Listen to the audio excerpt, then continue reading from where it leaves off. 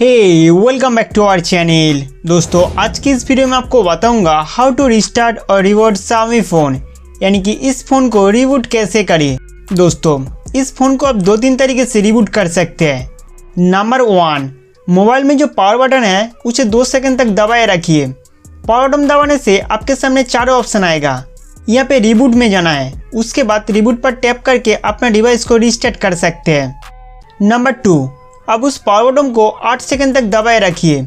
जब स्क्रीन पर कंपनी का लोगो आ जाएगा तब पावर बटन से अपना हाथ हटा लेना, फिर आपका डिवाइस ऑटोमेटिक बूट हो जाएगा।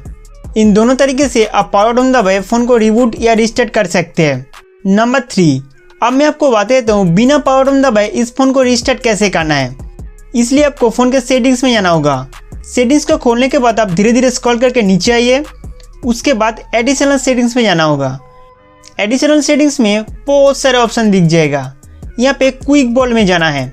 क्विक बॉल शॉर्टकट फीचर्स के माध्यम से हम इस डिवाइस को रिस्टार्ट कर सकते हैं। तो पहले इसे इनेबल करें, उसके बाद सिलेक्ट शॉर्टकट में जाके इनमें से कोई भी एक ऑप्शन को चेंज करके long press the power button कर दीजिए।